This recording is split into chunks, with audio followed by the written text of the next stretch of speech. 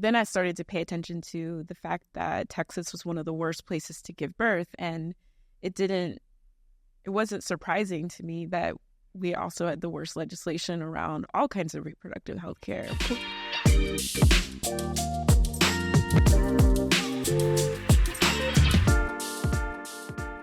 Welcome to the Found Free Podcast. I'm your host, Sabia Wade. Here we talk about spirituality, entrepreneurship, care work, liberation, and all the things in between. I'm excited because my friend is here, Tenesha Duncan. And can you introduce yourself? Hello, I'm Tenesha Duncan. I'm the founder and CEO of Orchid Collective. And yeah, thanks for having me. Yes, so we're going to have a lot of things to explain in this part one. Yeah. Okay, because even when we say Orchid Collective, what is that? Yeah. Right? And I think specifically, we'll talk about like the kind of intersections that you cross, but I feel like if you're thinking like, why is she talking to you? Like you're a doula, like what does that have to do with it? I think like that's one of the spaces that Orchid Capital like inhabits, is like this birth work, reproductive justice space. And we often don't hear the word capital, just that word, in that space. So, right? So I would love for you to explain what Orchid Capital is, and then I'm probably going to have 5,000 other questions. I know. I thought about this as I was like preparing. I'm like, okay, I'm going to have to find this. Yep. So Orchid is an impact investing firm, and impact investing is this approach to investing that is about moving money to things that make a difference in our world, that have an impact. And it's not just about the bottom line of returning an investment. It's also about doing some good. And, this has been going on for a long time.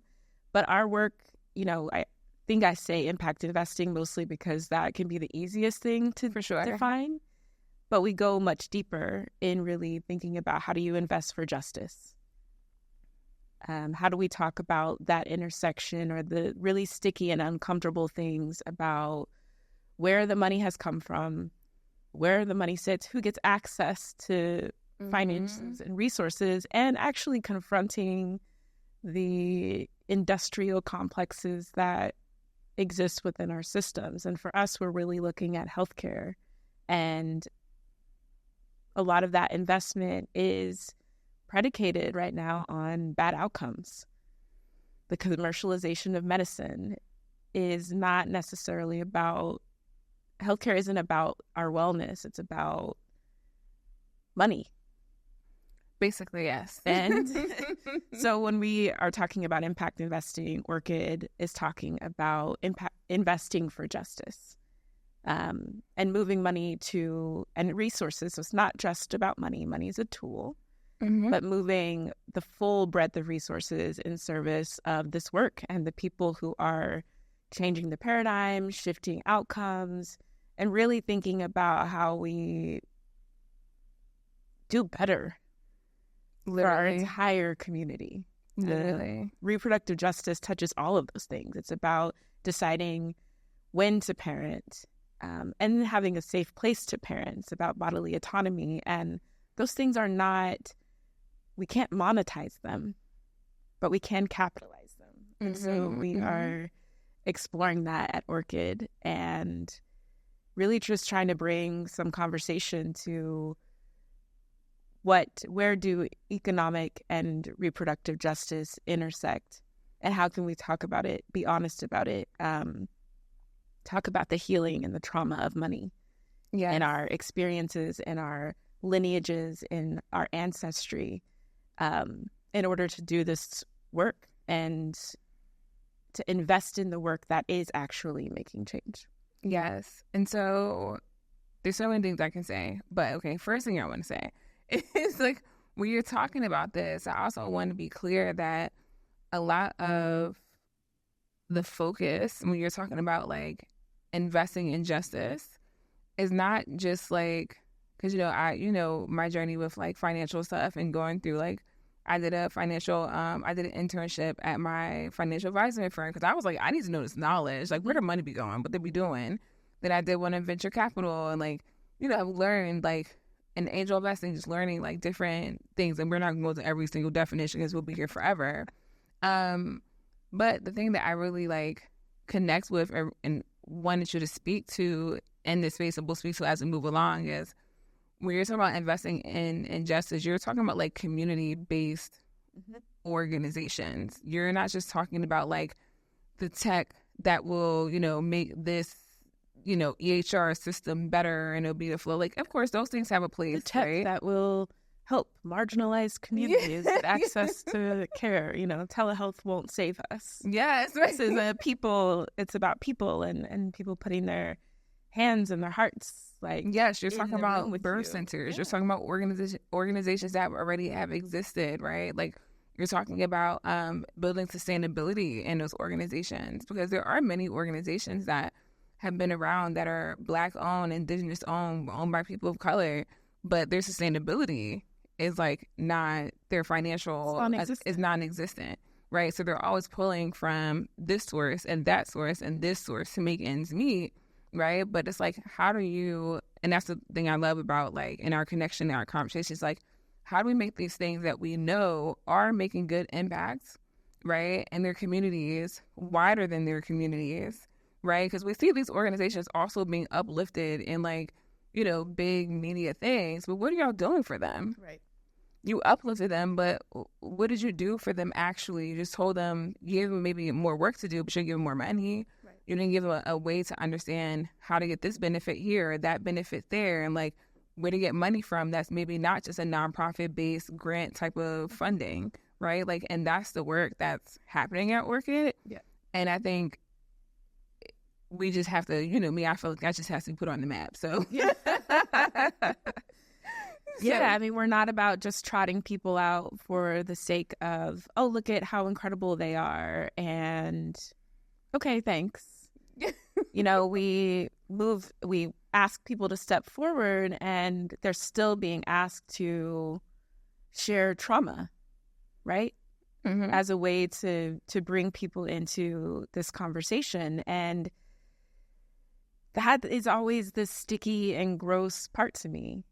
So there's a lot of care into how we invest in this way, because a lot of people have funds. There's tons of philanthropy out there that have been funding maternal and child health for a long time, in economic justice for a long time.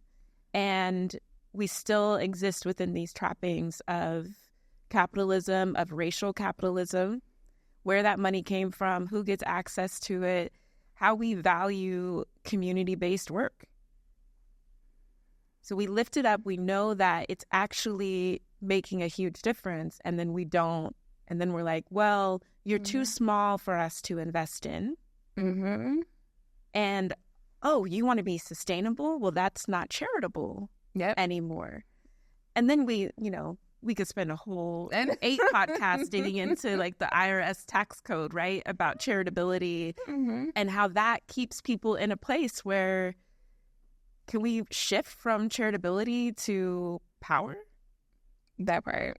What does it mean to reduce the dependency on philanthropic dollars, or to encourage people to think differently, invite investment from the community into the work that they're doing as well, to build in the ecosystems in which they already exist, but funding doesn't support them collaborating. And what does it mean for like those people who have built these things to also be sustained in their life? Yes. Right? Because like they have these organizations that have been running. Who care for the people. They have them, but at what risk? They're taking money out of their own pocket that they don't have. They're going into debt. They're, maybe having to collaborate or accept money from people that they don't really want to accept the money for. That money is coming with, as a nonprofit, a person who owns a nonprofit, it comes with all these different rules, all these different things. And you're like, dang, all this for $20,000? Like, you know what I mean? Like, it's always the smallest amount of money with the most restrictions and demands and on the most your time, work, your energy. And you're like, we gotta get this group together. We gotta get this group together. And it's like, I want to just continue to do the work. Right? We want to just continue to do the work. Right. And I think there's a place for all of it. I think that's the part of it too. Is like, there's a place for all of these different types of capital and resources. Philanthropic dollars are incredibly important. And what I hope and want is for people to have the sort of sovereignty to decide, oh, that specific program, we'd love to go after that money because here's exactly what we're doing. And we're already doing it. So we're not adding something in because this is about that foundation strategy and agenda. Exactly. Which could change at any given time. Now we actually get to make this decision like, okay, we're going to try this out and pilot a program that now folds into the whole sustainable ecosystem that we've created. And right now people don't have that choice, right? We're just at the pinnacle of conversations about general operating dollars, right? So to exist as this entity and intermediary that's like, we don't know, we're finding out, and we're going to walk with people until they figure it out. And also we're going to answer some questions that nobody is able to answer right now about what does sustainability actually look like. And it's also this thing that I feel like is coming to my head where like you're seeing this work that already exists, right? And some of it's going to be built, right? There's going to be that kind of thing too, but you're seeing these organizations, these people as the asset, right? As the valuable thing. And I think, like you said, like a lot of times it's like we have to squeeze into the strategy of this because they're the valuable thing and we're the thing that needs to help, right? So it's like, instead, it's like even that idea of we're already doing this. Now we can go for this or we can go for that because we know that we have this valuable thing here that we don't have to like be looking for scraps. So sometimes it's like you're looking for grants or this that don't really align with what you're doing, and then you have to add a new service or add a new program or add a new thing because like, well, we need this money because it'll help fund the operating part of it, right? Because we don't have operating funds because grants are limited on how much operating funds are going to give you, and you're just in chaos the whole time. However, before we get into more detail about that, do you want to tell our origin story? Sure. Go ahead. Yeah. Do it. Okay. I mean, I've spent my whole career working in reproductive health, rights, justice. Were you like talking like whole origin story? No, talk about you, and then get to how we met. Yeah. So I live in the Bay Area. I grew up in Southern California and Texas. My family is all over the South. You know, I grew up in a household that, you know, wasn't perfect for sure, but the one thing that they gave me and really instilled in me was this idea around bodily autonomy. Like everything was always, my mom was so adamant about me knowing that I could always say no. I always had choices. This was really important to her. We uncomfortably and at a lot of ages talked about sexual and reproductive health. At every stage, level, age that I was, my mom was never afraid to have those conversations, and I know that is rare.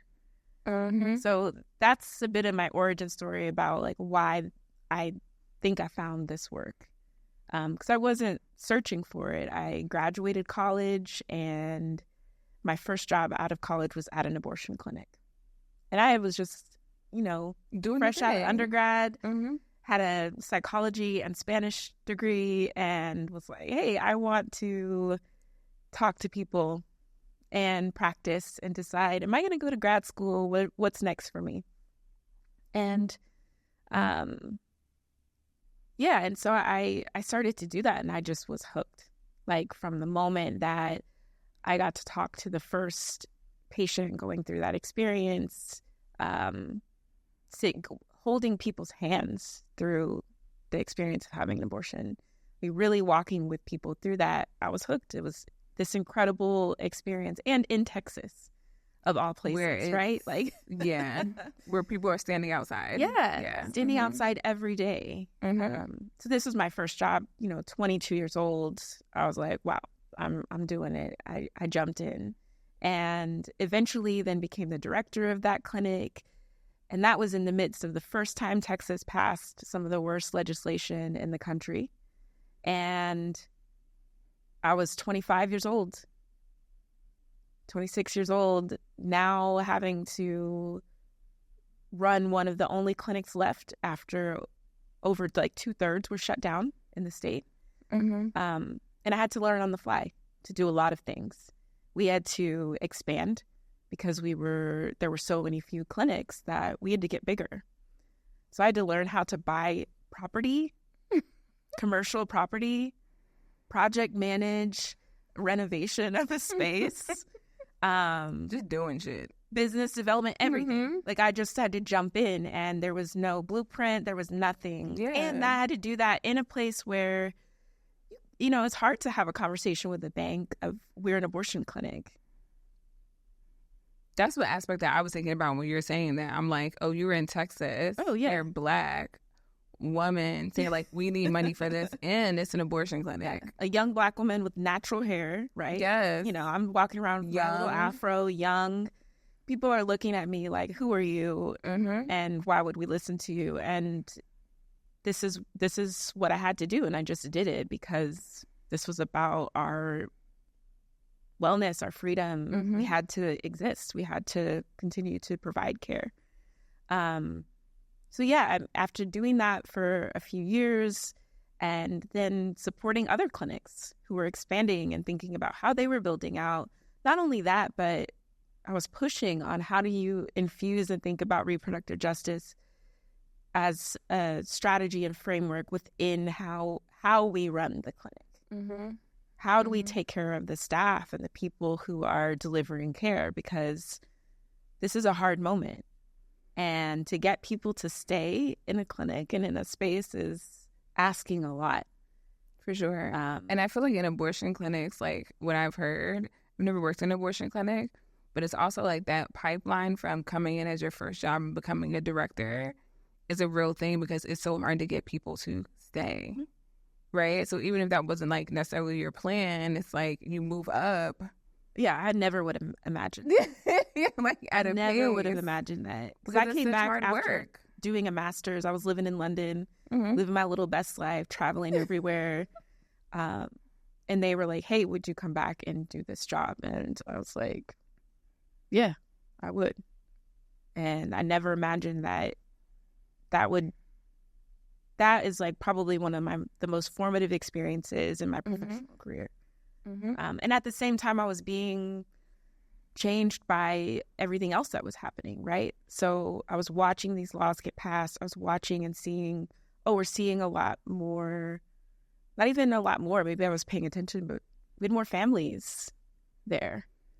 I was talking to people about their other birth experiences, right? And then I started to pay attention to the fact that Texas was one of the worst places to give birth. And it wasn't surprising to me that we also had the worst legislation around all kinds of reproductive health care. Of course, it affects birth and the experiences that we're having.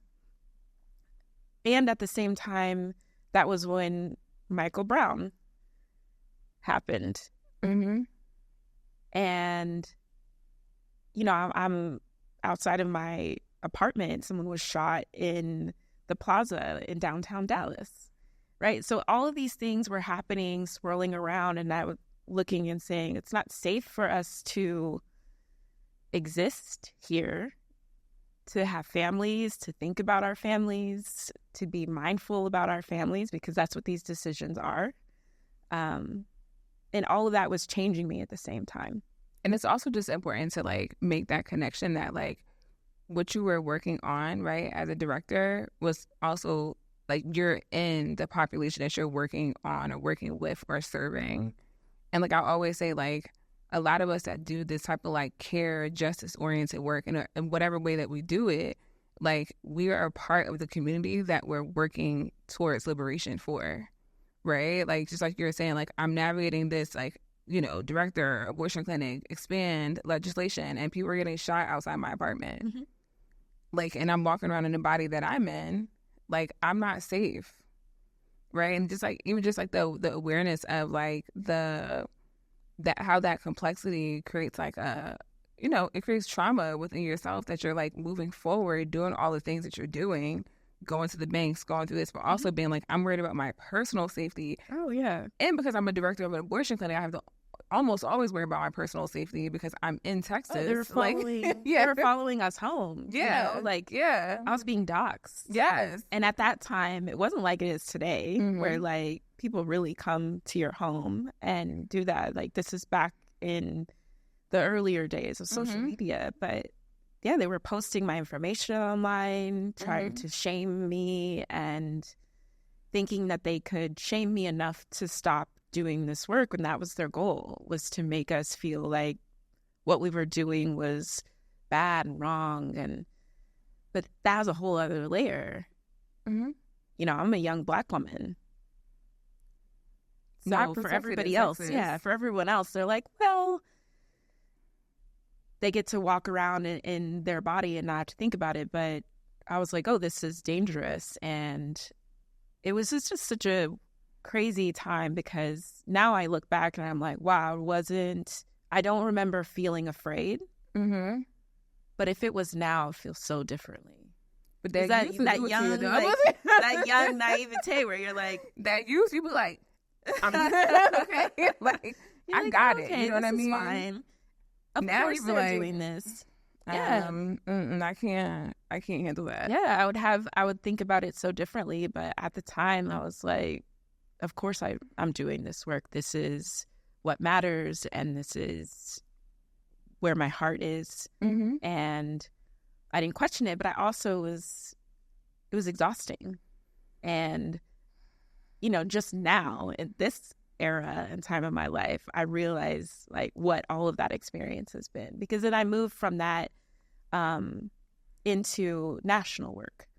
So I was like, oh, this is happening everywhere. Is everyone thinking about their financial sustainability? I mean, I learned so much working in the clinic that I started to think about all the other clinics who were calling to ask us, like, how are you thinking about this? How are you doing this? How are you managing this? And I was like, oh, okay, well, I want to go do this for everybody. So I moved to do that. And that was a whole other layer, because now I'm going into clinics in other places and not in like cute little parts of the country, right? I'm in the middle of nowhere, Florida, by myself, going in and out of clinics and in other parts of the country. And it was really scary. And then the vitriol was getting worse, right? And like, that's a different level of danger. Because at least like when you were in your clinic that felt like your home, you knew what danger was present for the most part. You understood your community. You knew where to go. You knew, right? Like you have literally like, where am I in this physical location? I know to go this way, to go this, like, but when you go into places where it's not even something that you're literally like, I don't know who, what, when, I'm just here. I don't know who knows me. I don't know how to identify. Like, that's a whole different type of. But still, that youth. I know. The youth in me was like, I'm doing it. Looking at these people leaving the clinic, being like, it's fine. What are they gonna do? Yeah, you know. So yeah, I moved from that, doing that work nationally, internationally. It's wild to look back. I would go to places internationally, responding to danger that they were experiencing, to work with them in those places, but. And then international danger be something else. It's different. Yeah, it's different. Right? And now I'm in a whole other country acting like it's fine and it's not a big deal. The youth. Yeah, the youth. But it was amazing. I mean, and that's why all of that was so formative, because it is why I can talk to people in a way that I understand where they're at, what they're doing, what they're experiencing. I don't think people understand that the folks who do this work, like, yes, like such strength of character, such heart for everything that they're doing. And there's so much trauma that everyone has experienced in the work. And we haven't dealt with that. We haven't talked about it. I know we'll get into it here a little bit, but we talk about it all the time in our personal conversations. Yeah, we don't. Like, people don't understand that. And so all of that work that's what I was just like getting used to was, and, you know, and from that work, I say now, like, the worse things get, the more calm I am. I'm like, somebody said recently, they're like, we got good at our trauma. And I'm like, am I good at my trauma? Or sometimes some people are just even keeled. Yeah. And I think it's maybe a little bit of both. Yeah. But I'm really even keeled. The worse it gets, the more I'm able to like take a breath and ground and say, all right, let's talk about what's really going on and let's figure this out together. And I just was able to get that experience doing that work. And I moved from doing that national work to, at the same time, I was facilitating and building coalitions of providers, working with coalitions in Texas specifically. And that's when I started to build relationships with funders who were funding that work and supporting it. And then I started to ask these questions of like, where's the money going? Okay. Because I'm sitting in the room with these incredible people who I think are everything, right? And when I worked in clinic, they were the ones that I could call when something horrible was happening to a client. And they were like, we got them. We're going to show up in this way. This is like the practical support around abortion care, right? This is abortion funds. This is all the people. These are abortion doulas. These are all the people who were showing up to really like hold. And I was watching them fight for scraps. I was like, if we could fund them and some others, like, why shouldn't they be the ones who own clinics? Shouldn't they be the ones really managing this? Because it's not just about the procedure itself. There's so much wraparound that happens. And I want to emphasize that point that you made around like asking questions, right? Like, and when you come into a space, like when I started getting into like my financial education space, it was me, one, experiencing more money than I had ever experienced, right? And also me saying, well, what do people do? And then me going to people that had the education and the knowledge and just simply asking questions. What do you do? Where does this go? Why does this way? So what do you do about this? I mean, what is the tax break? What is the this? What is it that? And then just hearing information that some of it was very complicated because it's not like I have an MBA, right? So it's like some things I'm like, surely I go to you because I think you're a genius. But other parts of it was just like, I realized that if I asked a question, people would give me an answer. Yeah. And I was like, I would have been looking on Google for this answer for like 1,000 years, or I would have felt like I needed to sign up for this class or do this thing when I like went to the people just said like, these are my questions. And they were like, okay, here's the answer. Yeah. And I was surprised. Like, I just started asking, where's the money going? Why don't y'all fund this? Is there a different type of funding out there? Is anybody else funding in this way? And all the answers started to reveal themselves. People were like, oh, I heard about this thing that's happening. I heard about this thing getting started. There's this whole new movement in VC around investing in reproductive health. And I would never have thought that at 22, like just going into be like, oh, I just love working at this clinic, that I would end up in that spot where I was asking these questions about how do we run these businesses and these organizations? And that in itself was a question that everyone was also very uncomfortable with, right? There's a lot of tension around reproductive health care and calling it a business.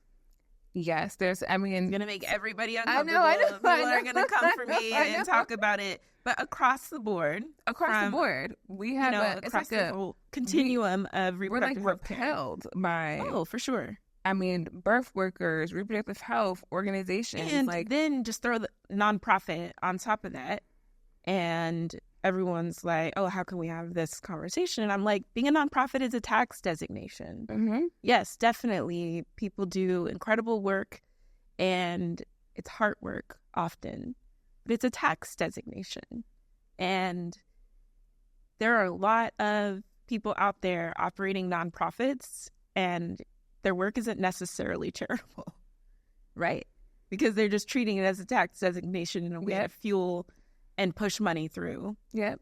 Whatever they want to move it to, right? Absolutely. Our opposition, the people who are actively fighting against abortion care, are using nonprofits to funnel money.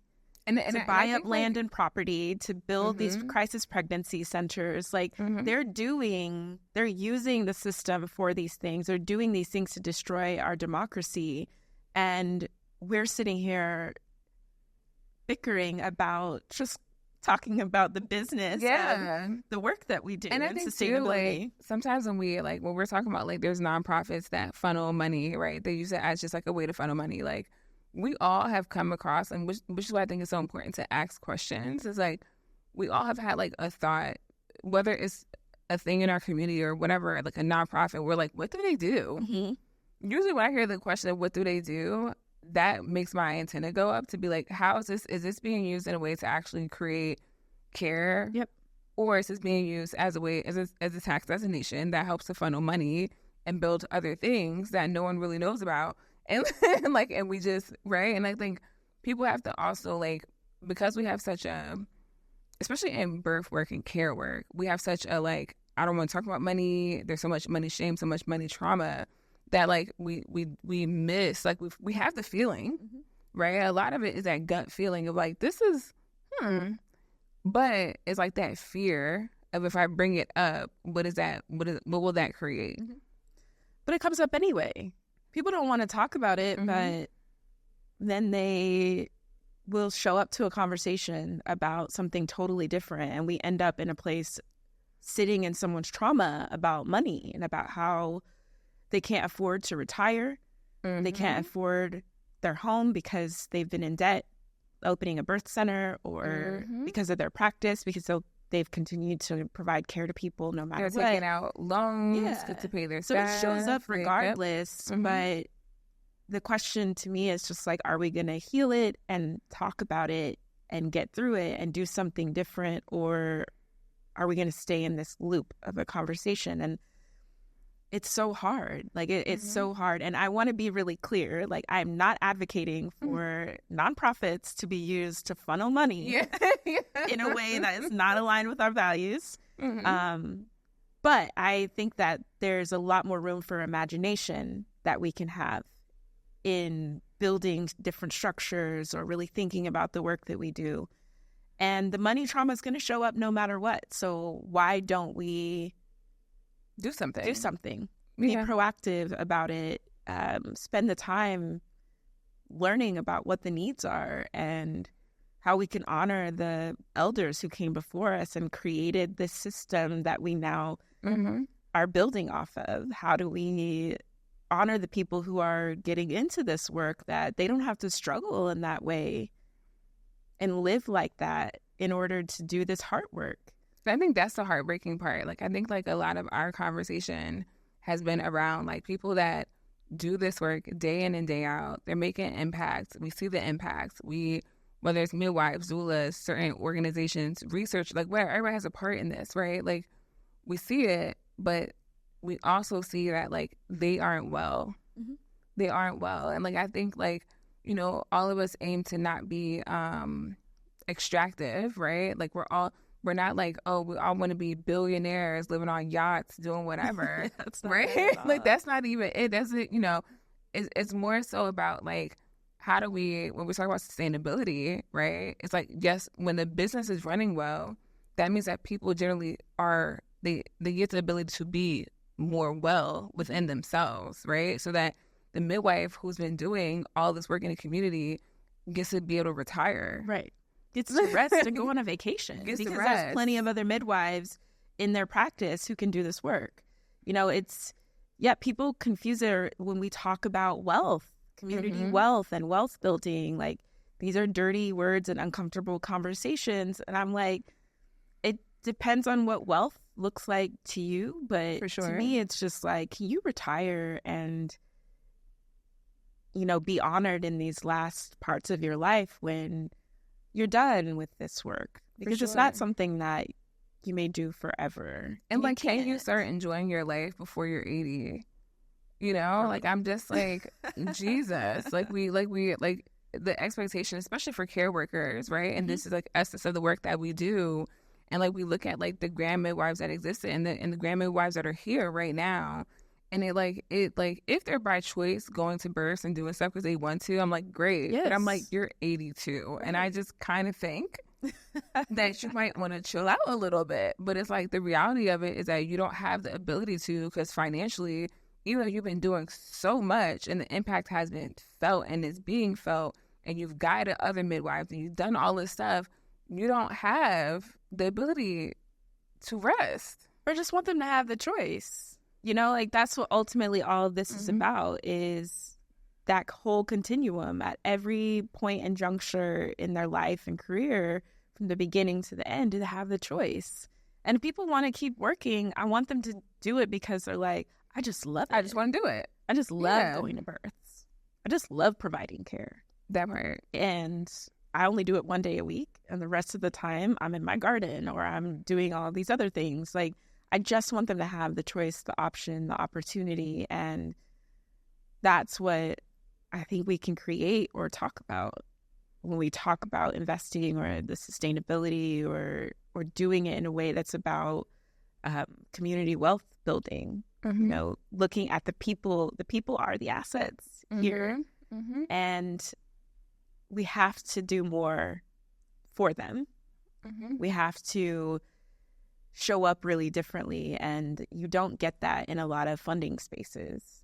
People are trying, but everything is so deeply ingrained. These histories of money and racial capitalism, the history of midwifery itself and how it was very intentionally pushed out of the system. And we're seeing that like now when we're talking about doulas and Medicaid reimbursement and like following a model that we're like, are doulas going to be a thing in a few years? And will they exist? Sure, but will they be regulated in the same ways that midwives are regulated, which leaves us in the same space of looking for Black midwives, looking for Indigenous midwives, and being like, where are they? Oh, they can't exist because this system that is now taken over has created a system that is not for them. Yeah. And, you know, and that's the tricky thing, not the tricky thing, it's the shitty thing about the funding system, like philanthropy and funders, is that everyone I talk to is always like, oh, I'm a systems funder. So I don't fund direct service, or I'm not going to give money to this thing. And that means that the money is always tied to the system that is harming us. Yep. Harming us at every level, harming the providers providing care, harming the people receiving care.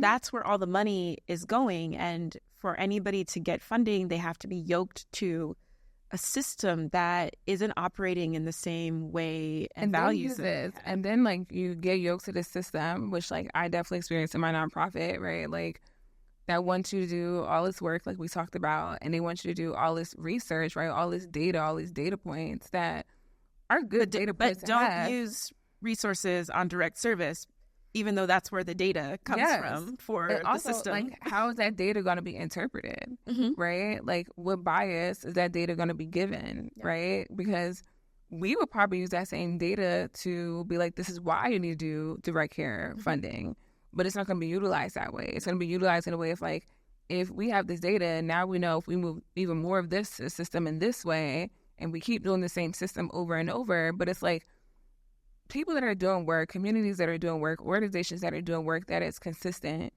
should not have to go to funders every year asking for money. You know what I'm saying? Like there's a consistency, there's a through point of like this service is needed. These people are doing the service. There should be a way for them to be able to sustain that is that we have to come and ask you for money consistently, because grant writing in itself is a consistent ongoing thing where grant writing, relationship building, like everything. And then you get in there and you're trying to create sustainability so that you don't have to talk to them every year about your funding. But then they say things like, oh, well, we can't fund reserves. We don't want to give you too much. We want to give you just enough to like stay within your budget. Then shame you for not having reserves. Even though, yeah, your little $50,000 isn't helping them really bring in larger dollars, because are you putting your human capital behind catalyzing that money too. And it's just like this never-ending awful cycle. And so for people who are starting nonprofits, like sometimes I'm like, for why? Is it necessary? Would it make more sense for you to go hybrid? Would it make more sense for you? Like, what would you put under the nonprofit? What are you going to put under, you know, a different entity?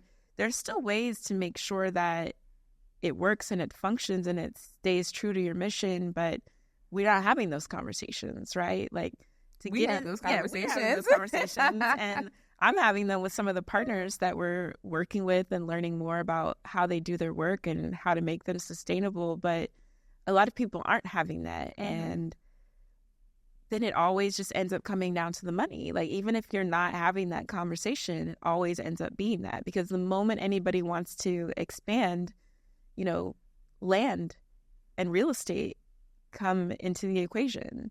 We're being pushed out of our communities now. So now we need a space to be in order to stay and do this work. And how much is that? Guess who's not funding that too? Right? And it's like now we're doing crowdfunding and we're doing crowdsourcing. And it's like now we're asking the people who are also in the same financial space that we're in, can you give us something? Yep. Right? And it's like, that's not a bad thing necessarily, but it's like, where are the people up here that have this kind of money? But then it's like a disconnect from the people who are actually on the ground doing the work, don't know the people that's up here. And then the people up here don't know the reality of the people down here. And so it's just always disconnected. Yeah. When I told a partner I was going to like an investor conference, they were like, you know, I had never really thought about the fact that investors convene together.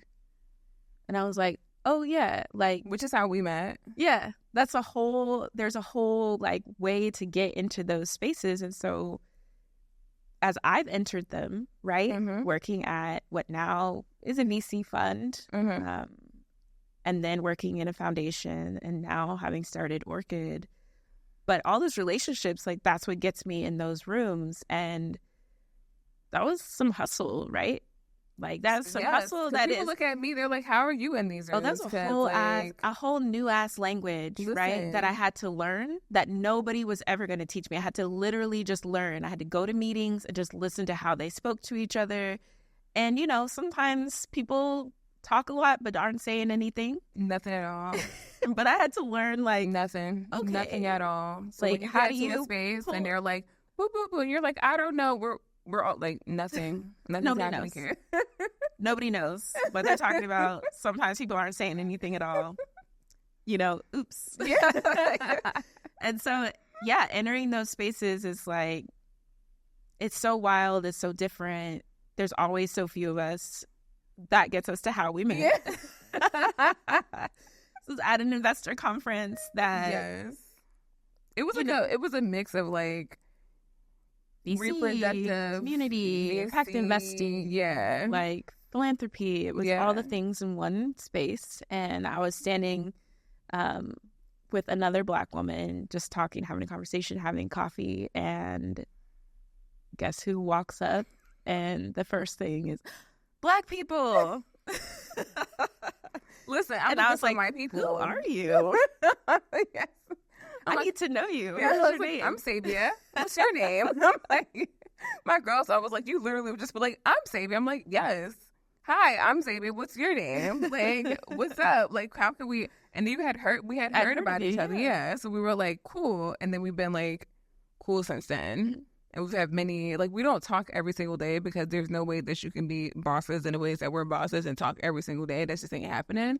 But when we talk, we be going. We be going.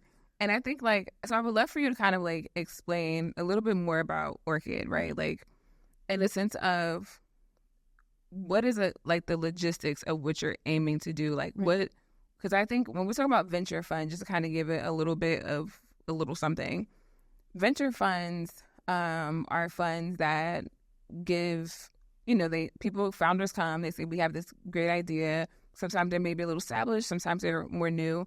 And usually the first level that a founder will go to is angel investors, which I moved into, which is how I got into venture funding and stuff. And then after they get a little bit more growth, they'll go to a venture fund and they'll say like, hey, can you give us, money to help us get to this next level? It's all this technical Series A and Series B and all this other stuff, which I won't get into. But the idea is, can you help us, fund this thing so we can get to the next level, we can grow.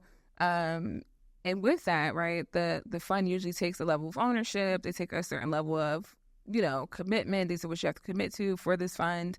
Or for Sometimes this money, they take a board seat or a board seat. Yeah, something that's going to give directive. Like we want to be able to give directive. We're not just giving you money. Like we have to be able to see what's going on, what's the report, what's the direction. We want to give input because for a fund, we want you to be able to have a market that will buy into this, right? And so, and I say that specifically because I remember I had one founder come to me who was like, "Should I go to VC?" And I was like, "What have you built here?"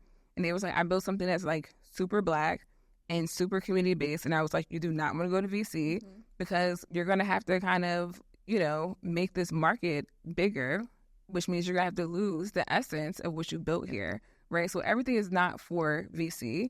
And then like I would say one of the ultimate goals is that after all that investing or all these layers of investing, that they're able to sell your company. Well, the goal is to scale and exit. Yeah, scale and exit. So investors, especially VC investors, like they want to move their money and they want a certain return, whether that's like 10 times what they put into their original investment. That's usually, I feel like it's between 6 to 10 times for sure what they're looking for. And so for a lot of companies, like that doesn't, for most companies, it doesn't make sense. Yes. And even by the time you exit at that point, but it can be big money, and that's where people are like, oh, I should go to VC because I've got this great idea and I think it can grow. But the goal is to scale and exit, and often that exit and the scale is millions. We're not saying scale to 300,000. We're talking about like you have to scale to millions, tens of millions of dollars, depending on what you're doing. When you exit as a founder, when you get your payout, that it even makes sense for you to have been there, right? And when you're talking about something that is super Black, super community focused, like really built for a particular market, I've seen this, or I've had conversations with people where they're like, should I go to VC? And I'm like, if you want to dilute the work that you've done, sure. And they're like, well, but these VC funds, are more about impact and they care about this. And I'm like, there's still a VC fund. And I promise you're going to have to dilute what you're doing and switch it up because the goal is for them to exit. Like this isn't. And you're going to have to get a certain level of ownership. Yeah. And the money's not that flexible. Exactly. Right. And like you're expected to reach certain milestones at certain points. You have to grow in a way. Usually the investments, they expect to get their return within 10 years. So you're talking about rapid scaling. That's not that long for a company or a business. A decade, I feel like I blinked and it went by so quickly. So people really, I just think they just need to be more informed when they're thinking about going to VC. But I understand the attraction because it seems like such big money that they're like, oh, I can get this multi-million-dollar investment. And that comes with a lot. And then maybe your exit is to sell it to a system that is definitely not honoring what you built, right? Definitely. It is not staying rooted to the people it's meant to serve, and it just becomes diluted and folds into, and often that happens out of competition too. People will buy something that's competition to them, and maybe they'll use some parts that you have improved upon, but then your company's sort of gone. And if that's what people want to do, I don't know, shade, cool. But I think it's like you said, like having the clarity that like if I created a piece of tech, right? Because we see tech a lot in VC. Like I created this tech. I'm not like committed to being with this tech in 30 years. I don't care to be with this tech, right? I created a thing. I know that it'll be functional here. I want people to invest. I want it to flip it, do whatever we're going to do, and I want to be able to exit, get my coins, and create my next thing. Like, that's fine. But when you're talking about the work that we do, right, the work of, like, care work, it's like generally that is created with a certain level of groundedness, a certain level of essence. It's very specific, right? And that's not something that is a 10X situation. generally. Nor something that you want to fold into the system. Mm-hmm. You know, if I built a dope-ass doula collective, why would I want to fold into a hospital system that created the problem in the first place? Exactly. Have they fixed the inherent problems that are at the root of why they didn't have this in the first place? Probably not. No. So how does Orchid do it differently? I mean, we're building and figuring something out where we're asking people what they need, right? So there's a place for grants. Mm-hmm. There's a place for loans and debt. Good debt. Low interest debt. Debt that Which doesn't put people about in a bad situation. I remember like when COVID had their first PPP loan. I got that, and then it was another loan that came out, and I remember I went to my financial advisor because it was a good amount of money, Mm-hmm. and I was like, is this something I should be doing, or like would it like, because I don't know, right? Because all I see is this large number, and it's scary to me, right? And then she was like, "What's the interest on?" She was like, "Yeah." Mm-hmm. This is the one you want to take because you ain't getting this no more. She was like, take this. This is good debt. Take it, build, do the thing, and like, you know, obviously pay it back because you got to pay it back. But like, this is good debt to have. So just like kind of giving that like context of like there is good debt and there's debt that we don't want to have, which may be predatory. Yeah, we take that all the time. High APR credit cards that are like, you know, like, and we're doing it to pay our team members, but now you're not only paying that $15,000, but you're paying double that by the time you finish. Yeah. So that's what we're trying to offer, and at the right stages and at the right time. Like, not everybody's ready for debt, so it's probably a grant. Mm-hmm. A grant and technical assistance. Mm-hmm. A grant and let's understand your projections of financial sustainability so that you can be ready for debt. And when that debt is repaid, we're building a fund that's regenerative. So this isn't about, it's not lying in my pockets. It's not lying in anybody's pockets. Mm-hmm. Our goal is that the money returned allows us to invest in someone else who's building. So if you're pioneering and you pay this money back, now we get to invest in the next person building a birth center or a doula training program or whatever else they're building. Mm-hmm. And it's just about our, like, how we build in our wellness. Like, we are yoked together in this movement, in these spaces. And if we can build something regenerative that really aligns with our histories of Black feminism and womanism and shared prosperity. And you're creating blueprints. Like, I think, like, that's one of the things, like, when we were talking about, like, the abortion clinic, like, the process that you started, like, it's like so many people just don't have a blueprint. Mm-hmm. And, like, some of this stuff is, like, many of us are doing a similar thing in different states, different, you know, whatever, but they're running so differently, and no one wants to talk about the financial piece. So no one knows, like, did you do this with grants? Did you do this with, like, like, how are you doing this? Like, what? And if we can get more of that information about possible blueprints, it's not going to be a one size fits all, right? By no means. But here are the options. Here are the options. Do you know that there's a land bank? If there's a land bank in your state, can you access that to buy your property? That's much cheaper than what you would do through a traditional system, right? Mm-hmm. Here are the other funders that we know could come to the table for working capital while you're getting this off the ground, who are going to offer you less than the traditional banks for loans, right? And so there's something in there where people are like, oh, but we should just give the money away, get all of the free money. We've got to figure out how to make it regenerative. Like, we have to do that, because philanthropy, there's a lot of money out there, but it's not enough. Yep. There's a lot of government money. It's not enough.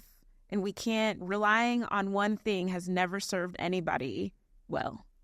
So we have to diversify it enough so that people can make the right decisions about what they need at a certain time. And there's ways to use equity where you can invest and then cap what people get on returns, or shift the ownership into community and give us an opportunity to think about succession planning for midwives who are retiring.